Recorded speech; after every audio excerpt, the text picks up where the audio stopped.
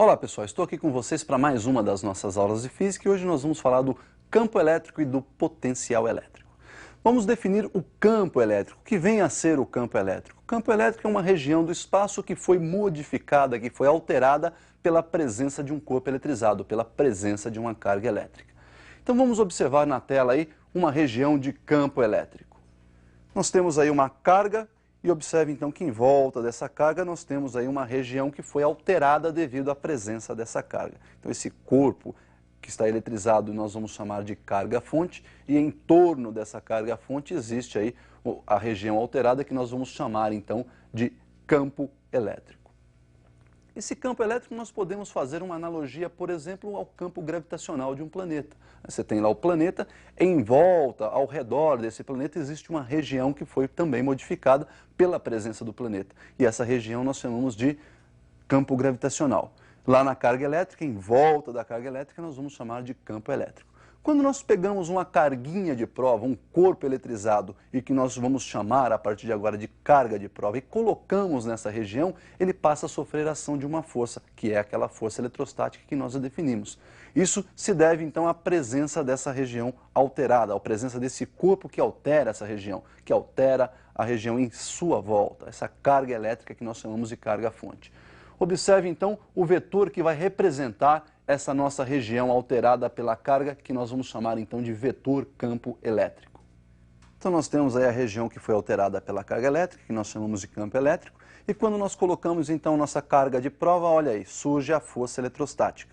Essa força eletrostática pode ser calculada agora de uma outra forma, é dada pelo produto da carga de prova que aí está, pela intensidade do vetor campo elétrico que vai então agora representar essa região de campo aí. Esse vetor campo elétrico então é dado pela relação entre a força elétrica ou força eletrostática pela unidade de carga.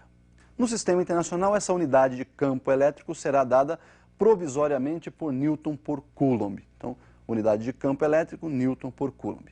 Percebemos ainda que se essa carga de prova for positiva, nós vamos ter a força elétrica ou a força eletrostática e o campo, o vetor campo elétrico, no mesmo sentido e na mesma direção.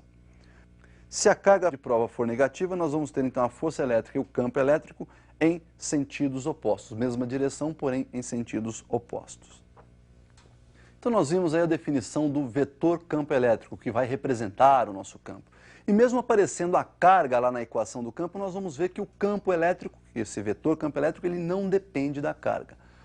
Observe comigo a nova relação então do vetor campo elétrico.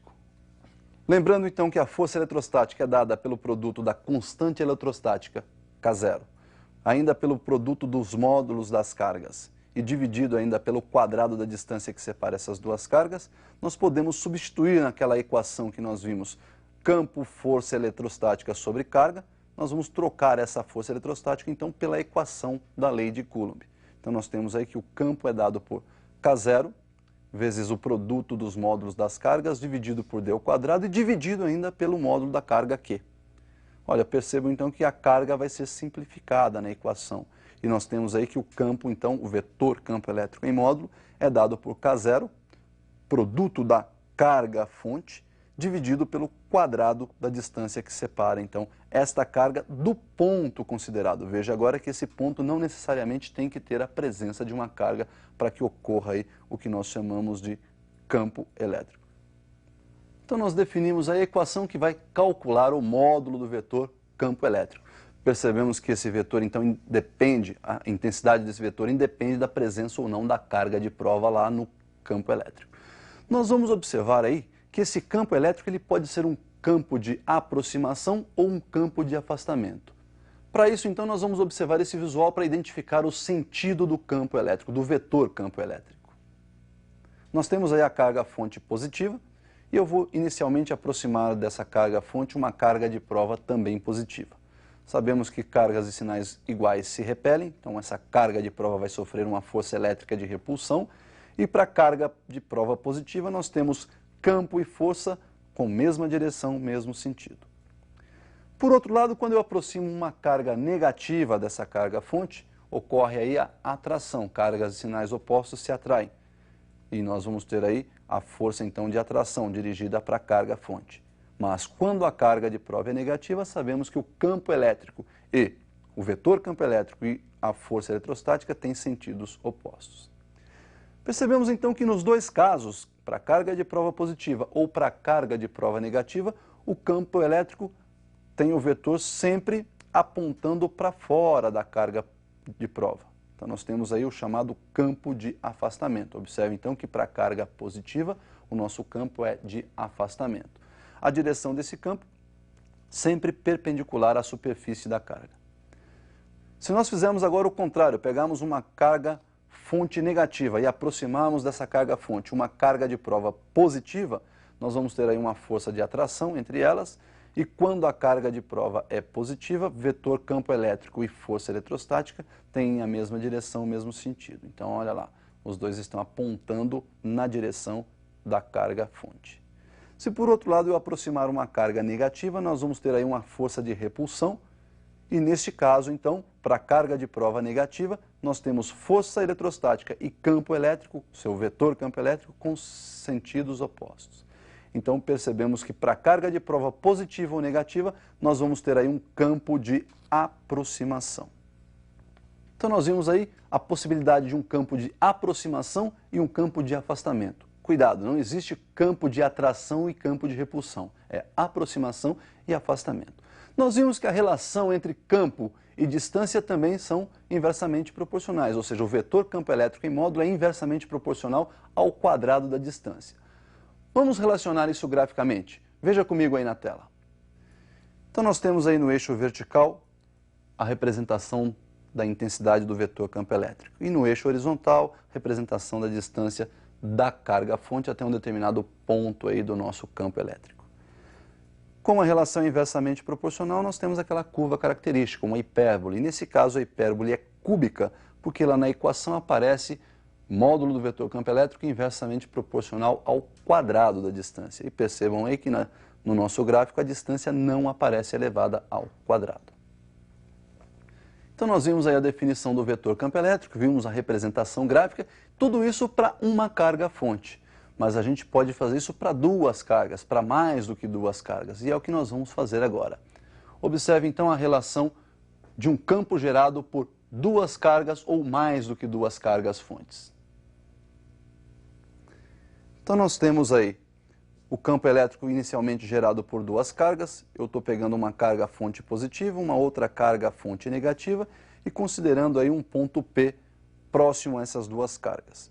A distância da primeira carga positiva até o ponto P, vou chamar de D1, e a distância da segunda carga ao ponto P chamarei de D2.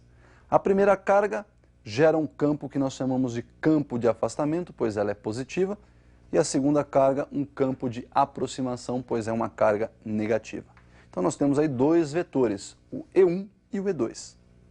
Soma vetorial desses dois campos vai nos dar aí o campo resultante.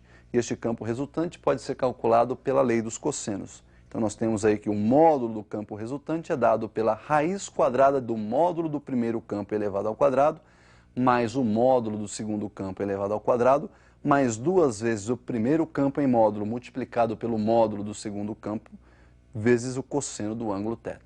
Então esta é a equação que nos permite calcular aí o campo resultante em módulo para soma vetorial aí desses campos gerados por duas cargas. E quando nós temos mais do que duas cargas? Para N cargas. Então, para cada uma dessas cargas, olha aí, nós vamos ter uma distância até o ponto P considerado. Então, nós vamos ter todos esses vetores, olha lá, considerando essas N cargas, temos aí carga 1 gera um campo E1, carga 2 gera um campo E2, carga 3 gera um campo E3, e a carga N, a enésima carga, gera um campo EN.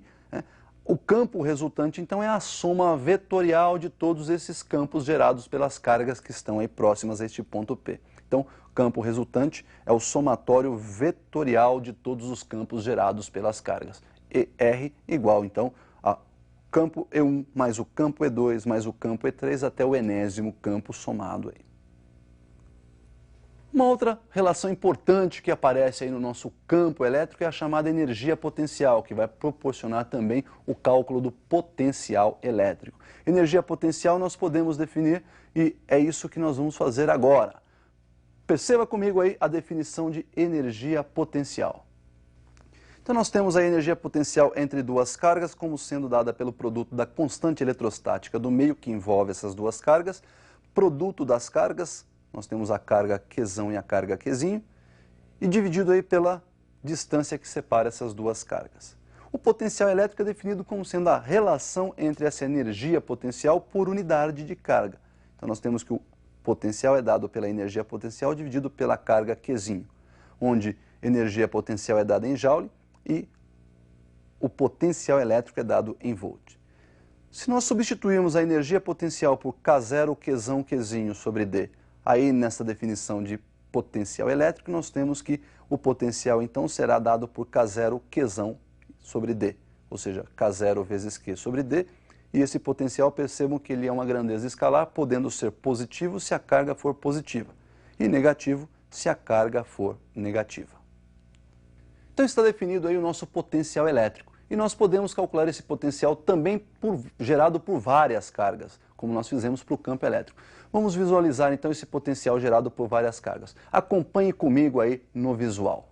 Então nós temos aí várias cargas, Q1, Q2, Q3, Q4 até a enésima carga Qn, e essas cargas geram no ponto P um potencial. O potencial resultante lá no ponto P então é o somatório dos potenciais gerados pelas cargas. Potencial de 1 mais o potencial de 2, mais o potencial de 3, mais até o enésimo potencial, mais o potencial de N. Então ficou VR igual V1 mais V2 mais V3 até o Vn. Substituindo então o seu potencial pela expressão já vista, K0 que multiplica Q sobre D, e colocando o K0 em evidência, nós temos que o potencial é dado por K0, que multiplica Q1 sobre D1 mais Q2 sobre D2 mais Q3 sobre D3 até a enésima carga Qn sobre Dn. E para finalizar, nós vamos definir aí o trabalho realizado pela força elétrica quando nós deslocamos uma carguinha dentro de um campo elétrico. Veja comigo aí na tela a definição do trabalho. Então nós temos aí a carga fonte, próxima a ela nós vamos colocar lá no ponto A nossa carga de prova, Qzinho, e nesse ponto A nós temos o potencial VA. Quando nós transportamos essa carga do ponto A para o ponto B, a força elétrica realiza então um trabalho, e esse trabalho realizado pela força elétrica é dado pela diferença entre a energia potencial de A menos a energia potencial em B. Esse trabalho então também pode ser dado pela multiplicação aí da intensidade de carga pela diferença de potencial entre os pontos A e B, portanto Q multiplicado por VA menos VB. Então, pessoal, o que nós tínhamos para ver sobre campo elétrico e potencial elétrico é isso aí. Espero que você tenha aproveitado bastante, bons estudos e até o nosso próximo encontro.